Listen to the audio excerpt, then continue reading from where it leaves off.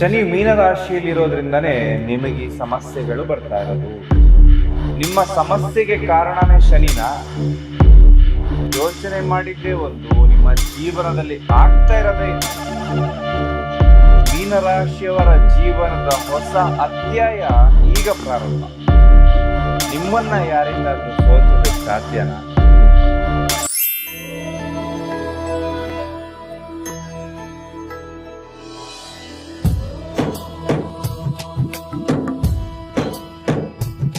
ಹಣಕಾಸು, ಮದುವೆ, ದಾಂಪತ್ಯ, ಪ್ರೀತಿ ಪ್ರೇಮ ಸಮಸ್ಯೆಗಳು, ಜೀವನದಲ್ಲಿ ನೆಮ್ಮದಿ ಇಲ್ಲದಿರುವುದು, ವ್ಯಾಪಾರ ಅಭಿವೃದ್ಧಿ, ಮನೆಯ ವಾಸ್ತು ಹಾಗೂ ಇನ್ನಿತರ ಸಮಸ್ಯೆಗಳಿಗೆ ಶಾಸ್ತ್ರೋಕ್ತ ಮತ್ತು ಶಾಶ್ವತ ಪರಿಹಾರವನ್ನ ತಿಳಿಸಿಕೊಡುತ್ತಾರೆ. ಗುರೂಜಿಯವರ ಅಪಾಯಿಂಟ್ಮೆಂಟ್ಗಾಗಿ ಕರೆ ಮಾಡಿ. ಗುರುದೇವ್, ಮೀನರಾಶಿಯವರ 2026ನೇ ಸಾಲಿನ ವರ್ಷ ಭವಿಷ್ಯ ಯಾವ ರೀತಿ ಇರುತ್ತೆ, ಯಾವ ಕೆಲಸ ಕಾರ್ಯಗಳನ್ನ ಮಾಡೋದು ಅದೃಷ್ಟವನ್ನ ತಂದು ಕೊಡುತ್ತೆ, ಹಾಗೆ ಮೀನರಾಶಿಯಲ್ಲಿ ಯಾವ ಕ್ಷೇತ್ರದಲ್ಲಿ ಇರುವಂತಹವರಿಗೆ ಲಾಭದಾಯಕವಾಗಿದ್ರೆ ಯಾವ ಕ್ಷೇತ್ರದಲ್ಲಿರುವವರು ಎಚ್ಚರಿಕೆಯಿಂದ ಇರಬೇಕು, ಎಲ್ಲವನ್ನ ಕೂಡ ಪರಿಪೂರ್ಣವಾಗಿ ತಿಳಿಸ್ಕೊಡ್ತೇನೆ. ಒಂದು 10-12 ನಿಮಿಷಗಳ ಕಾಲ ಸಮಯ ಅವಕಾಶವನ್ನ ತೆಗೆದುಕೊಂಡು ವಿಡಿಯೋವನ್ನ ಸಂಪೂರ್ಣವಾಗಿ ನೋಡಿ. ವಿಶೇಷವಾದ ಮಾಹಿತಿ ತಮ್ಮೆಲ್ಲರಿಗೂ ಕೂಡ ತಿಳಿಸ್ಕೊಡ್ತಾ ಇರ್ತೇನೆ. ಮೊದಲನೇ ಸಾರಿ ನಮ್ಮ ಚಾನಲ್ಗೆ ಬಂದಿದ್ರೆ ಸಬ್ಸ್ಕ್ರೈಬ್ ಮಾಡಿಲ್ಲ ಅಂದ್ರೆ ದಯವಿಟ್ಟು ಸಬ್ಸ್ಕ್ರೈಬ್ ಮಾಡಿಕೊಂಡು ಪಕ್ಕದಲ್ಲಿರುವ ಬೆಲ್ ಐಕಾನ್ ಕೂಡ ಕ್ಲಿಕ್ ಮಾಡ್ಕೊಳ್ಳಿ. ಇದರಿಂದ ಮೀನರಾಶಿಯ ಕುರಿತಾಗಿರ್ತಕ್ಕಂತಹ ಅಪ್ಡೇಟ್ಗಳನ್ನ ಮೊದಲು ನೀವೇ ನೋಡಬಹುದು. ಬಹಳ ವಿಶೇಷವಾಗಿರ್ತಕ್ಕಂತಹ ಅಪ್ಡೇಟ್ ಏನಪ್ಪಾ ಅಂತಂದ್ರೆ, ವಿಡಿಯೋವನ್ನ ನೋಡ್ತಾ ಇರುವಂತಹ ಪ್ರತಿಯೊಬ್ಬರಿಗೂ ಕೂಡ ವಿಶೇಷವಾದ ಯಂತ್ರ ನಿಮ್ಮ ರಾಶಿಯ ಅನುಗುಣವಾಗಿ ನೀಡ್ತಾ ಇದ್ದೇವೆ.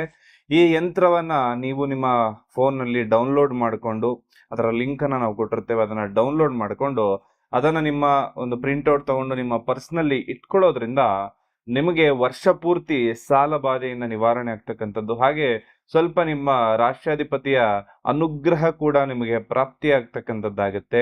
ಇದನ್ನ ಹೇಗೆ ಡೌನ್ಲೋಡ್ ಮಾಡ್ಕೋಬೇಕು ಅಂದ್ರೆ, ವಿಡಿಯೋದ ಕೊನೆಯಲ್ಲಿ ಒಂದು ಲಿಂಕ್ ಅನ್ನ ಸ್ಕ್ಯಾನರ್ ಅನ್ನ ಕೊಟ್ಟಿರ್ತೇನೆ, ಅದರ ಮುಖಾಂತರದಲ್ಲಿ ಇದನ್ನ ಡೌನ್ಲೋಡ್ ಮಾಡ್ಕೋಬಹುದು, ಅಥವಾ ಕಮೆಂಟ್ ಸೆಕ್ಷನ್ ಅಲ್ಲೂ ಕೂಡ ಇದರ ಲಿಂಕ್ ಅನ್ನ ಕೊಟ್ಟಿರ್ತೇನೆ. ವಾಟ್ಸ್ಆಪ್ ಮುಖಾಂತರ ಇದನ್ನ ನೀವು ಡೌನ್ಲೋಡ್ ಮಾಡ್ಕೋಬಹುದು. ಹಾಗೆ ನಮ್ಮ ವಾಟ್ಸ್ಆಪ್ ನಲ್ಲಿ ಇನ್ನು ಮುಂದೆ ನಿಮ್ಮ ರಾಶಿಯ ಅನುಗುಣವಾಗಿರತಕ್ಕಂತಹ ದಿನ ಭವಿಷ್ಯದ ಅಪ್ಡೇಟ್ ಗಳನ್ನ ಕೂಡ ನಿಮ್ಮ ಮೊಬೈಲ್ ನಲ್ಲಿ ನೀವು ಪಡ್ಕೊಳ್ಬಹುದು. ಹಾಗೆ ಗ್ರಹ ಸಂಚಾರ ಫಲ, ಈ ವರ್ಷ ಪೂರ್ತಿ ಇರ್ತಕ್ಕಂತಹ ಗ್ರಹಗಳ ಸಂಚಾರ ಫಲಗಳೇನೇನಿದೆ ಅಂತ ನೋಡೋದಾಯ್ತು ಅಂದ್ರೆ, ಜೂನ್ ತಿಂಗಳಲ್ಲಿ ಗುರುಗ್ರಹ ಮಿಥುನ ರಾಶಿಯಿಂದ ಕಟಕ ರಾಶಿಯ ಪ್ರವೇಶವನ್ನ ಮಾಡ್ತಾರೆ. ಅಕ್ಟೋಬರ್ 26ನೇ ತಾರೀಕು ಕಟಕ ರಾಶಿಯಿಂದ ಸಿಂಹ ರಾಶಿಯ ಪ್ರವೇಶ ಮಾಡತಕ್ಕಂಥದ್ದು. ಹಾಗೆ ಡಿಸೆಂಬರ್ ತಿಂಗಳಲ್ಲಿ ಗುರುಗ್ರಹ ವಕ್ರಿಯಾಗುತ್ತೆ.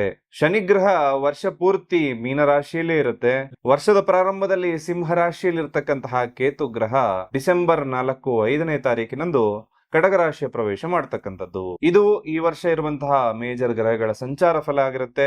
ಇದರಿಂದಾಗಿ ನಿಮ್ಮ ರಾಶಿಗೆ ಯಾವ ರೀತಿ ಫಲಾನುಫಲಗಳಿರುತ್ತೆ ಅಂತಕ್ಕಂಥದ್ದನ್ನ ನೋಡೋಣ ಬನ್ನಿ. ಮೀನರಾಶಿ ಅಂದ್ರೆ ಒಂದು ಸಮುದ್ರ. ಆ ಸಮುದ್ರದಲ್ಲಿ ಆಳವಾದ ಅಧ್ಯಯನವನ್ನ ಮಾಡಿ ಆಳವಾದ ಜ್ಞಾನವನ್ನೇ ಹಿಡಿದಿಟ್ಟುಕೊಂಡಿರ್ತಕ್ಕಂಥವರು.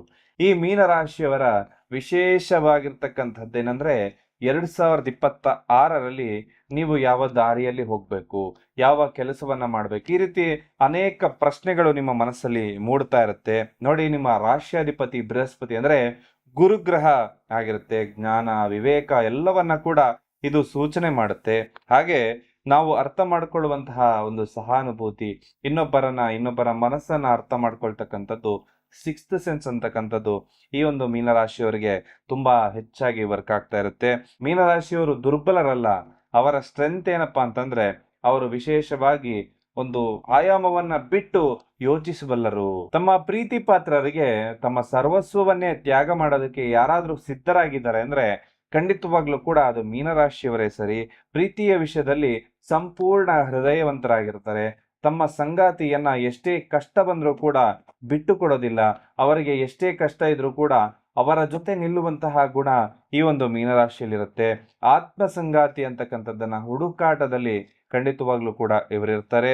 ಇವರನ್ನ ಯಾರಾದ್ರೂ ಮನಸ್ಸು ನೋಯಿಸಿದ್ರೆ ಆ ಒಂದು ವಿಚಾರದಲ್ಲಿ ತುಂಬಾ ಮುಳುಗಿ ಹೋಗಿ ತುಂಬಾ ದುಃಖದಿಂದ ಇವರು ಜೀವನವನ್ನು ನಡೆಸ್ತಾ ಇರ್ತಾರೆ.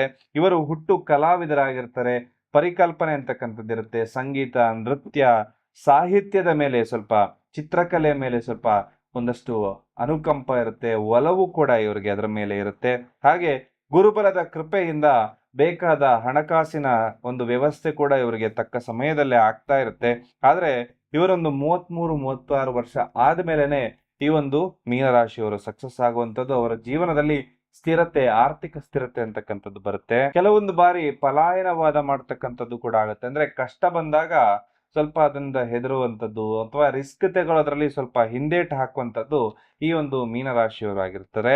ಹಾಗೆ ಸಣ್ಣ ವಿಷಯವನ್ನ ಕೂಡ ಬೇಗ ನೋವು ಮಾಡ್ಕೊಳ್ತೀರಿ ನೀವು ಮೀನರಾಶಿಯವರು. ಹಾಗಾಗಿ ಅದನ್ನ ಸ್ವಲ್ಪ ಕಮ್ಮಿ ಮಾಡ್ಕೊಂಡಾಗ ಜೀವನ ಲಾಭದಾಯಕವಾಗಿರುತ್ತೆ.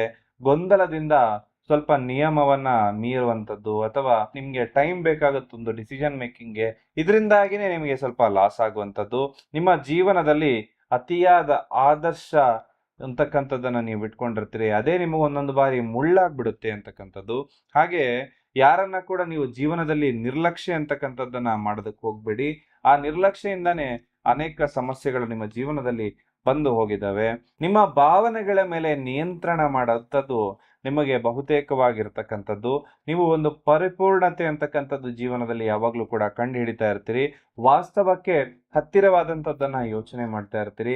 ಆದ್ರೆ ಸ್ವಲ್ಪ ಚಂಚಲ ಮನಸ್ಸು ಅಂತಕ್ಕಂಥದ್ದು ಕೂಡ ಮೀನರಾಶಿಯವರನ್ನ ಕಾಡ್ತಾ ಇರುತ್ತೆ. ಅದಕ್ಕೋಸ್ಕರ ಅನೇಕ ಅಡೆತಡೆಗಳು ಅವರ ಜೀವನದಲ್ಲಿ ಕೂಡ ನಿರ್ಮಾಣವಾಗಂತದ್ದಾಗತ್ತೆ. ಹಾಗಾಗಿ ಸ್ವಲ್ಪ ಈ ವಿಚಾರದ ಕುರಿತಾಗಿ ನೀವೆಲ್ಲರೂ ಎಚ್ಚರಿಕೆಯಿಂದ ಇರಬೇಕಾಗತ್ತೆ.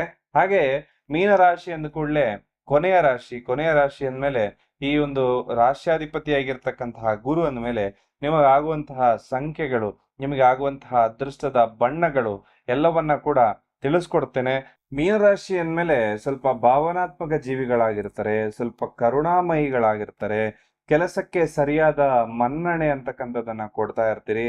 ವರ್ಷದ ಮೊದಲ ಭಾಗದಲ್ಲಿ ನಿಮ್ಮ ಕೆಲಸ ಇಷ್ಟು ವರ್ಷ ಏನು ಕಷ್ಟಪಟ್ಟಿದ್ದೀರಲ್ಲ ಎಲ್ಲದಕ್ಕೂ ಕೂಡ ಉತ್ತಮ ಒಂದು ತಾಳ್ಮೆಯಿಂದ ಏನು ಕೆಲಸ ಮಾಡಿದಿರಿ ಎಲ್ಲದಕ್ಕೂ ಕೂಡ ಉತ್ತಮ ಯಶಸ್ಸು ಅಂತಕ್ಕಂಥದ್ದು ಸಿಗುತ್ತೆ. ವ್ಯಾಪಾರಿಗಳಿಗೆ ಹೊಸ ಅವಕಾಶಗಳೆಲ್ಲವೂ ಕೂಡ ಬರುತ್ತೆ. ಹೊಸ ಅವಕಾಶಗಳ ಸೃಷ್ಟಿಯಾಗುವ ಸಾಧ್ಯತೆ ಇರುತ್ತೆ. ನಿಮ್ಮ ಹೆಚ್ಚಿನ ಎಫರ್ಟ್ ಇದ್ದಾಗ ಇನ್ನೂ ಹೆಚ್ಚಿನ ಲಾಭದಾಯಕ ಫಲಗಳು ನಿಮಗೆ ಪ್ರಾಪ್ತಿಯಾಗುತ್ತೆ. ಹಣಕಾಸಿನ ವಿಚಾರದಲ್ಲಿ ಎಚ್ಚರವನ್ನ ವಹಿಸ್ಕೋಬೇಕಾಗತ್ತೆ. ಅನಗತ್ಯವಾದ ಖರ್ಚನ್ನ ನಿಯಂತ್ರಣ ಮಾಡ್ಕೊಳ್ಳಿ. ಹಾಗೆ ಹೂಡಿಕೆ ಮಾಡುವ ಸಂದರ್ಭದಲ್ಲಿ ಪರಿಣಿತರ ಸಹಾಯ, ಅಂದ್ರೆ ಒಂದಷ್ಟು ಎಕ್ಸ್ಪೀರಿಯನ್ಸ್ ಇರೋರ ಹತ್ರ ಒಂದಷ್ಟು ಮಾಹಿತಿಯನ್ನು ತಗೊಂಡು ಆ ನಂತರದಲ್ಲಿ ಹೂಡಿಕೆಯನ್ನ ಮಾಡ್ಕೊಳ್ಳಿ. ಹಾಗೆ ವರ್ಷದ ಕೊನೆಯ ಆರ್ಥಿಕ ಸ್ಥಿತಿ ಸ್ವಲ್ಪ ಒಂದು ಸ್ಥಿರವಾಗಿ ಬರುತ್ತೆ. ಯಾಕಂದ್ರೆ ಸ್ಟಾರ್ಟಿಂಗ್ ಅಲ್ಲಿ ಸ್ವಲ್ಪ ಅಡೆತಡೆಗಳಂತಕ್ಕಂಥದ್ದೆಲ್ಲವೂ ಇದ್ರೆ ಕೊನೆ ಭಾಗದಲ್ಲಿ ಸ್ವಲ್ಪ ಸ್ಥಿರವಾಗಿ ಬರುತ್ತೆ.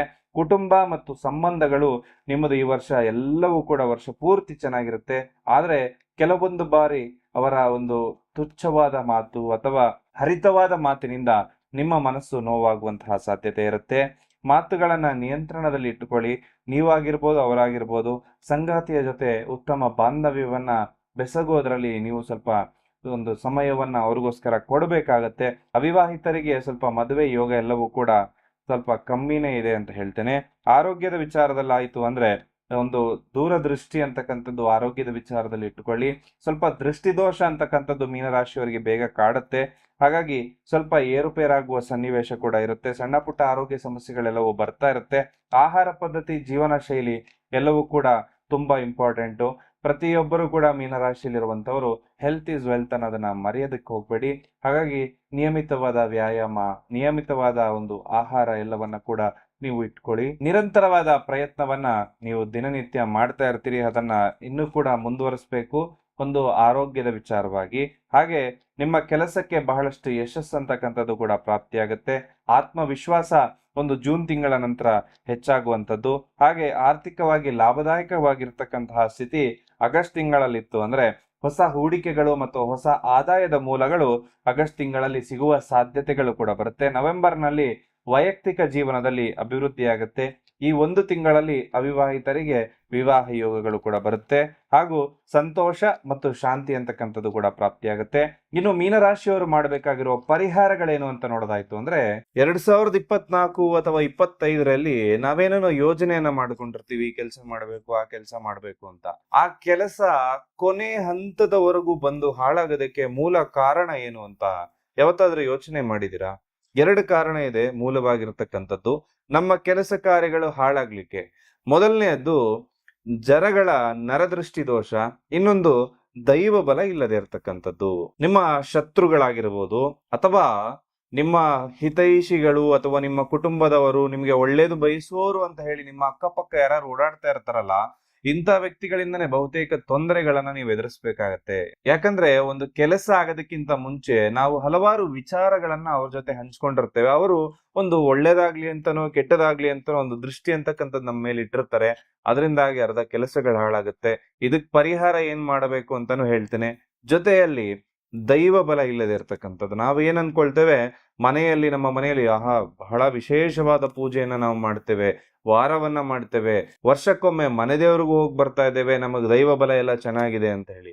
ಆದ್ರೆ ನಮ್ಮ ಜಾತಕ ಬಲಿಷ್ಠವಾಗಿದ್ದಾಗ ಏನು ತೊಂದರೆ ಬರುದಿಲ್ಲ. ಆದ್ರೆ ಜಾತಕವು ಬಲಿಷ್ಠವಿಲ್ಲದಿದ್ದಾಗ, ದೈವ ಅನುಗ್ರಹವು ಇಲ್ಲದಿದ್ದಾಗ ಕೆಲಸ ಕಾರ್ಯಗಳು ಹಾಳಾಗುತ್ತೆ. ಅದಕ್ಕೋಸ್ಕರ ಧನ ಆಕರ್ಷಣೆ ಆಗ್ಬೇಕು. ಇದೆಲ್ಲವೂ ನಿಮಗೆ ಆಕರ್ಷಣೆ ಆಗೋದಕ್ಕೆ ವಿಶೇಷವಾಗಿರ್ತಕ್ಕಂತಹ ಮಣಿಗಳನ್ನ ನೀವು ಧರಿಸ್ಕೋಬೇಕಾಗತ್ತೆ.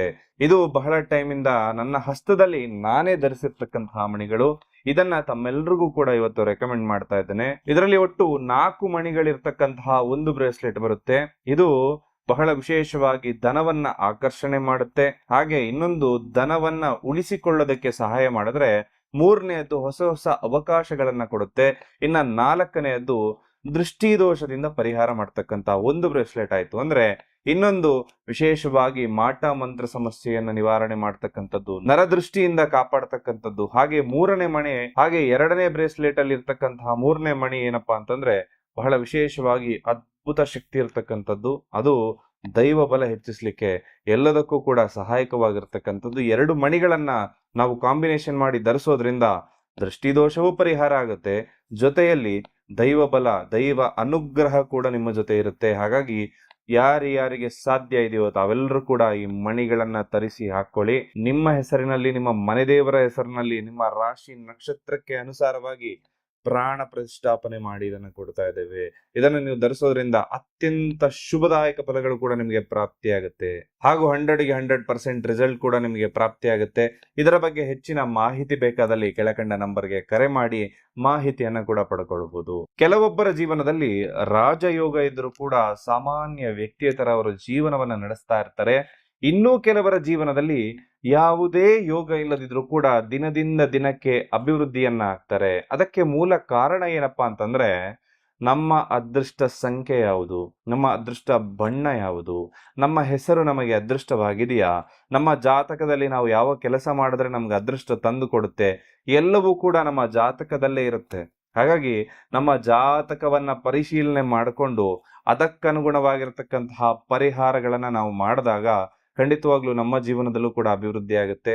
ಹಾಗೆ ವಿಶೇಷವಾಗಿರ್ತಕ್ಕಂಥದ್ದು ನುರಿತ ಜ್ಯೋತಿಷ್ಯರಲ್ಲಿ ನಿಮ್ಮ ಜಾತಕಗಳನ್ನ ಪರಿಶೀಲನೆ ಮಾಡಿಕೊಂಡು ಅದಕ್ಕೆ ಬೇಕಾದ ಪರಿಹಾರಗಳನ್ನ ಕೂಡ ಮಾಡಿಕೊಡಿ. ಪ್ರತಿನಿತ್ಯ ಓಂ ಶಂ ಶನಿಶ್ಚರಾಯ ನಮಃ ಅಂತಕ್ಕಂತಹ ಮಂತ್ರವನ್ನ ದಿನನಿತ್ಯ ಜಪ ಮಾಡ್ಕೊಳ್ಳಿ. ಬಡವರಿಗೆ, ನಿರ್ಗತಿಕರಿಗೆ ಸ್ವಲ್ಪ ಸಹಾಯವನ್ನ ಮಾಡಿ. ನಿಮ್ಮ ಸುತ್ತಮುತ್ತಲಿನ ಪರಿಸರವನ್ನ ಶುಭ್ರವಾಗಿ, ಸ್ವಚ್ಛವಾಗಿ ಇಟ್ಕೊಳ್ಳಿ. ಹಾಗೆ ಮನೆ ದೇವರ ಪ್ರಾರ್ಥನೆ ಹಾಗೂ ದರ್ಶನವನ್ನ ಮಾಡ್ಕೊಳ್ತಕ್ಕಂಥದ್ದು ಶುಭದಾಯಕ ಫಲಗಳನ್ನ ಕೊಡುತ್ತೆ.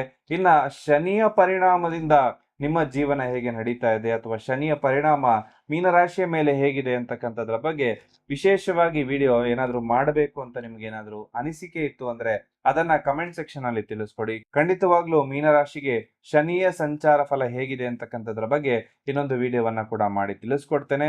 ಅದು ನಿಮ್ಮ ಅಪೇಕ್ಷೆಯ, ನಿರೀಕ್ಷೆಯ ಇತ್ತು ಅಂದ್ರೆ ಮಾತ್ರ. ಹಾಗೆ ನೀವು ಅಂದುಕೊಂಡ ಕೆಲಸ ಕಾರ್ಯಗಳೆಲ್ಲವೂ ಕೂಡ 2026ರಲ್ಲಿ ನೆರವೇರ್ಲಿ, ಅಂದುಕೊಂಡಿದ್ದೆಲ್ಲವೂ ಕೂಡ ನಿಮಗೆ ಸಿಗ್ಲಿ ಅಂತ ಹೇಳಿ ಆ ಭಗವಂತನಲ್ಲಿ ಪ್ರಾರ್ಥನೆ ಮಾಡ್ತಾ ಸರ್ವೇ ಜನಃ ಸುಖಿನೋ ಭವಂತು.